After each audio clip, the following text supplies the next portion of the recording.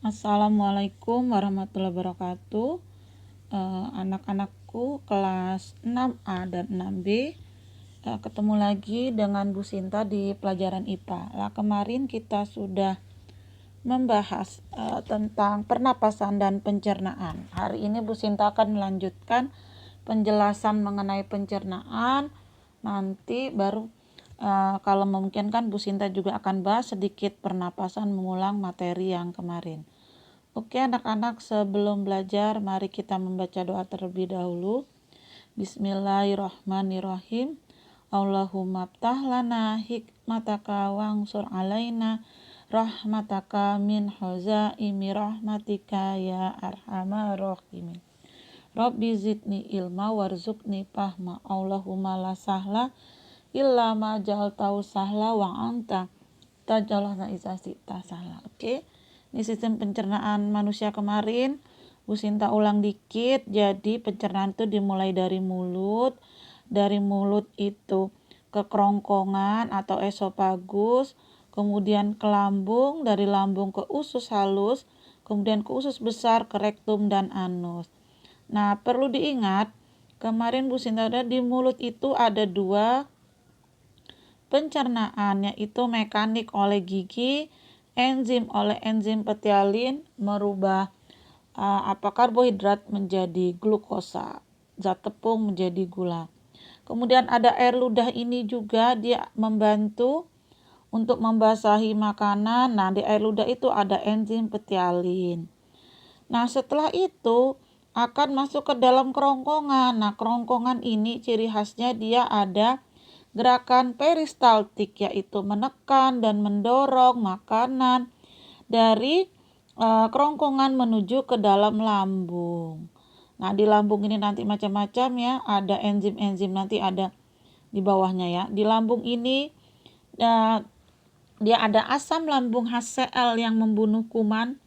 Selain membunuh kuman, dia juga menghancurkan makanan, dicerna. Setelah dicerna di usus halus, makanan itu akan dicerna ya, diserap sari-sari makanan, sisanya akan diteruskan ke kolon atau ke usus besar. Tapi di usus besar ini terjadi penyerapan lagi, tapi bukan sari-sari makanan, tapi yang diserap di usus besar itu adalah air ya, garam atau mineral. Oke. Setelah itu baru di rektum ditahan di sini, setelah itu akan dibuang di anus. Oke. Itu pada dasarnya pencernaan, tapi yang agak ribet paling kita membahas tentang enzim-enzimnya. Ini mulut ya. Ada mekanik tadi udah oleh gigi, dan kimia oleh kelenjar ludah sudah. Enzim petialin atau boleh amilase untuk mengubah amilum itu zat tepung menjadi maltosa atau glukosa juga boleh. Kemudian ada lidah juga yang membantu makanan untuk proses menelan ke kerongkongan. Oke. Kelenjar ludah tadi ada enzimnya ya. Ludah melarutkan makanan, memudahkan menelan, setelah puding dan lain sebagainya. Ini karena sudah, Bu Sinta langsung lanjutkan saja.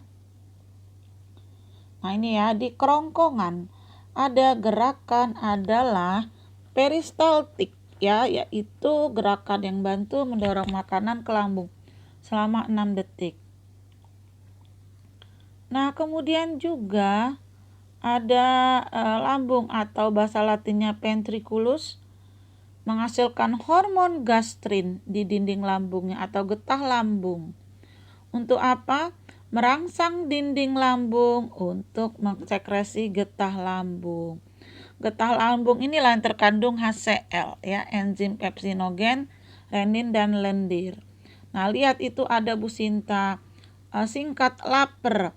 Lendir, asam klorida, pepsin, dan renin. Renin untuk melicinkan makanan, asam klorida untuk membunuh makanan dan juga untuk menghancurkan makanan.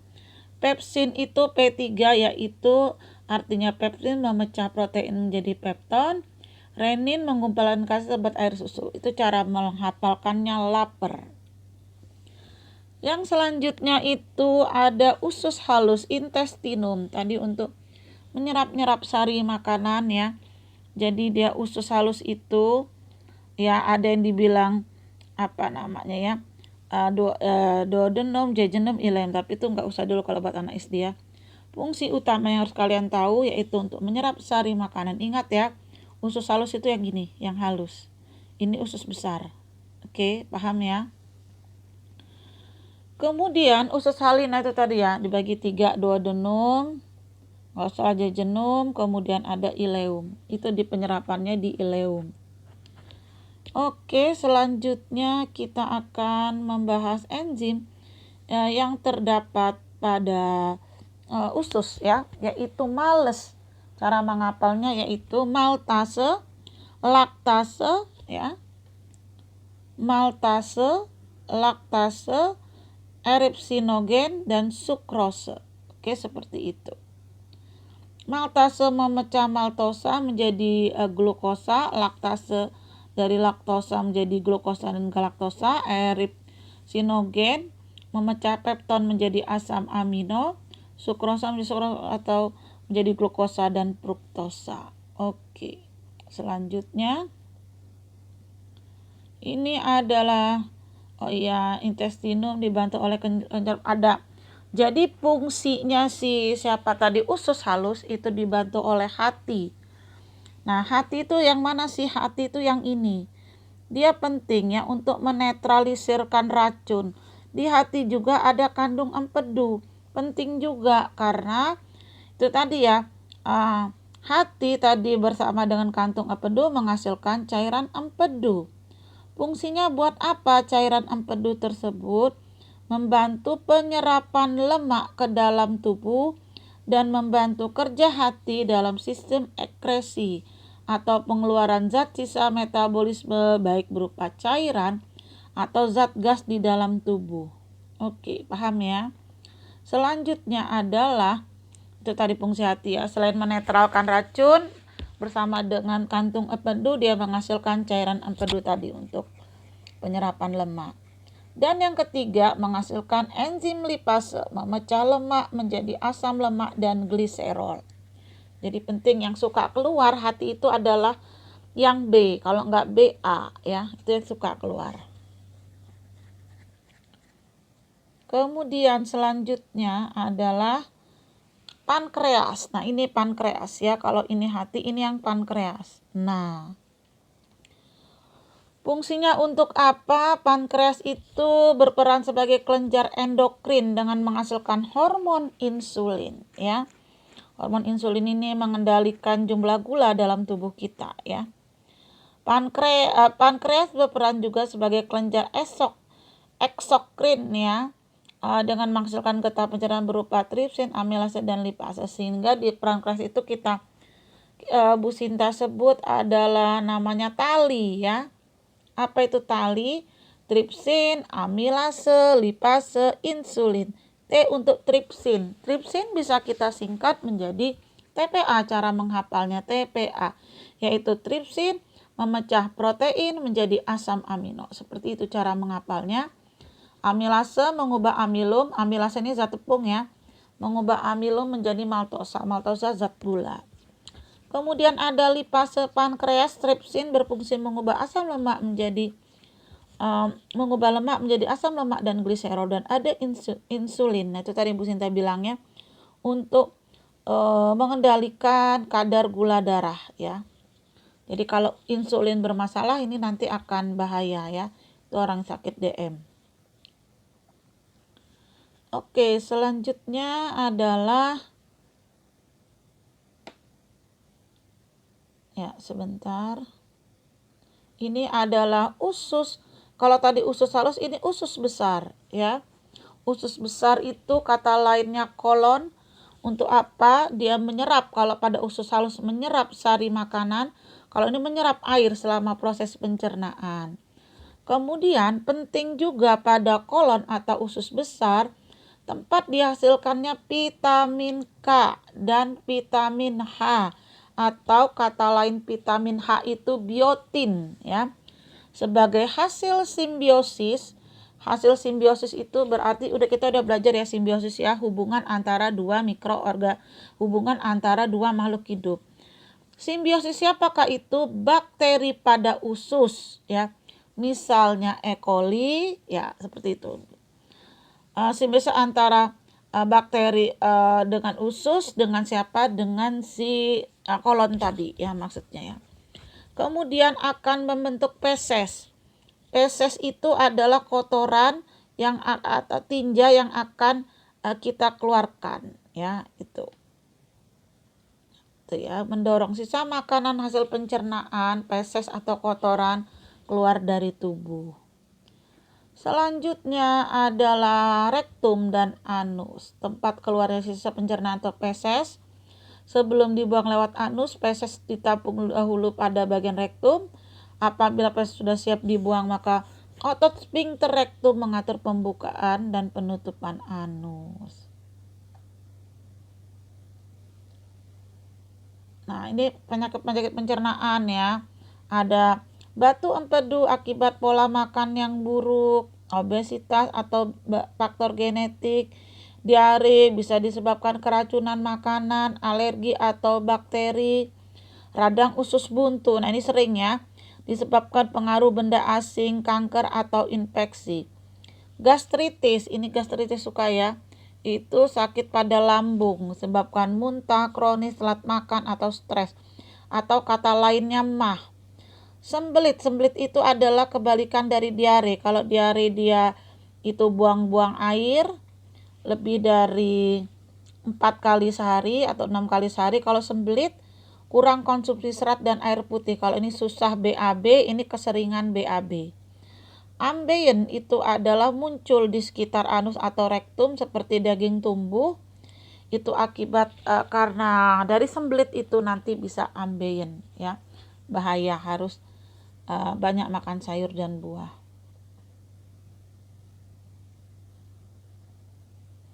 Ini adalah lambung sehat, ini adalah lambung yang kurang sehat loh, ada boroknya ya. Ya, itu. Nah, ini sakit diare. Air diserap oleh tubuh atau terlalu banyak dalam rongga usus. Nah, ini. Kemudian ini adalah usus buntu dan ini usus normal. Nah, radang usus buntu, makanya ini harus dioperasi, dipotong ya kalau udah usus buntu. Atau kata lainnya umbai cacing. Ini penyakit batu empedu. Jadi di empedunya itu ada batu empedu ya. Nih, batu empedunya seperti itu ya. Nah, batu empedu serem ya ngelihatnya. Ini ambien nih, tumbuh daging. Jadi di anusnya ada tumbuh daging tumbuh. Nah, ini karena kurang makan serat ya, sayuran dan buah. Ini ada video sistem pencernaan, mari kita saksikan bersama-sama.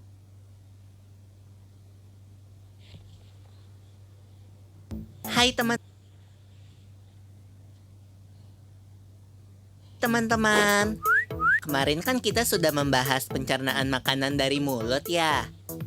Setelah dari mulut, makanan kita menuju kerongkongan. Kerongkongan adalah suatu saluran seperti tabung sepanjang 20 cm yang menghubungkan antara rongga mulut dengan lambung. Di dalam kerongkongan terjadi gerakan peristaltik, yaitu gerakan meremas-remas yang dilakukan oleh dinding kerongkongan untuk membuat makanan terdorong masuk ke dalam lambung. Berarti tujuan selanjutnya ke lambung ya, Pipo? Betul, Bol. Lambung adalah bagian dari organ pencernaan manusia yang paling elastis. Lambung berbentuk seperti kantong dan terletak di dalam rongga perut sebelah kiri atas. Di dalam lambung, makanan mengalami pencernaan secara mekanis dan kimiawi.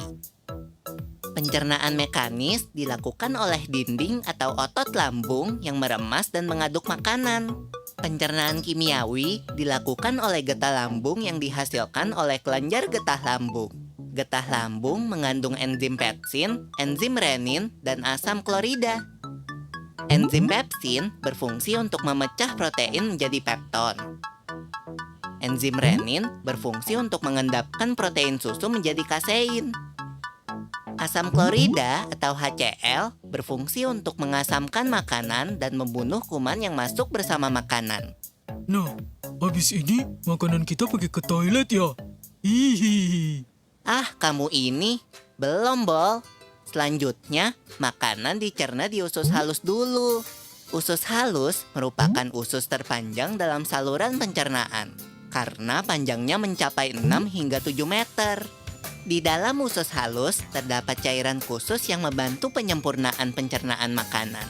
Oh iya, usus halus terdiri dari 3 bagian, yaitu usus 12 jari, usus kosong, dan usus penyerapan. Apa aja ya fungsinya? Usus 12 jari atau disebut juga duodenum memiliki panjang kira-kira 25 cm. Usus 12 jari mencerna makanan dengan bantuan getah pankreas dan getah empedu. Getah pankreas dihasilkan oleh kelenjar pankreas. Getah pankreas mengandung enzim-enzim berikut. Enzim amilase berfungsi mengubah zat tepung atau amilum menjadi zat gula atau glukosa. Enzim tripsin berfungsi mengubah pepton menjadi asam amino. Enzim lipase berfungsi mengubah lemak menjadi asam lemak dan gliserol. Kalau getah empedu dihasilkan oleh hati dan disimpan dalam kantong empedu. Getah empedu berfungsi untuk mencerna lemak. Selanjutnya, usus kosong atau jejunum terletak di antara usus 12 jari dan usus penyerapan. Usus kosong memiliki panjang sekitar 2,5 meter dan berfungsi untuk mencerna makanan dari usus 12 jari. Terakhir adalah usus penyerapan yang merupakan tempat penyerapan sari-sari makanan. Di seluruh permukaan dindingnya terdapat ujung-ujung pembuluh darah yang menyerap sari-sari makanan.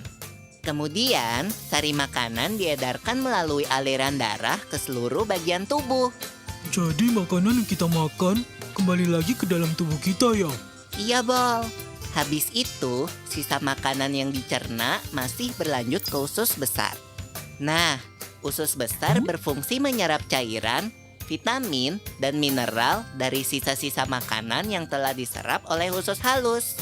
Pada usus besar, terdapat bakteri yang berguna untuk tubuh bernama E. coli yang berfungsi untuk membantu proses pembusukan sisa makanan. Proses pembusukan sisa makanan akan menghasilkan kotoran atau feses yang kemudian dikeluarkan melalui anus. Oh gitu. Nah, gimana dengan mulus? Itu disebabkan oleh apa ya, Pipo? Organ terakhir yang bernama rektum adalah ujung muara dari usus besar yang berfungsi sebagai tempat penyimpanan feses sementara. Ketika rektum terisi penuh dengan feses, maka saraf akan mengirimkan respon kotak yang menimbulkan rasa ingin buang air besar. Anus adalah lubang di bagian bawah pantat yang berfungsi sebagai tempat keluarnya feses dari tubuh. Jadi begitu ya, seluruh proses pencernaan dalam tubuh kita.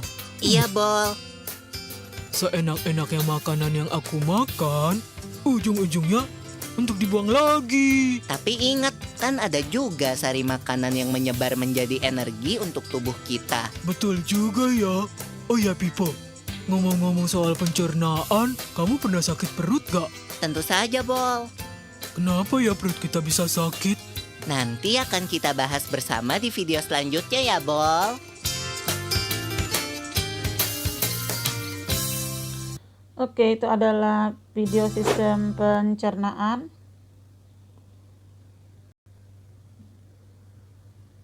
Ya, demikian pembelajaran kita kali ini.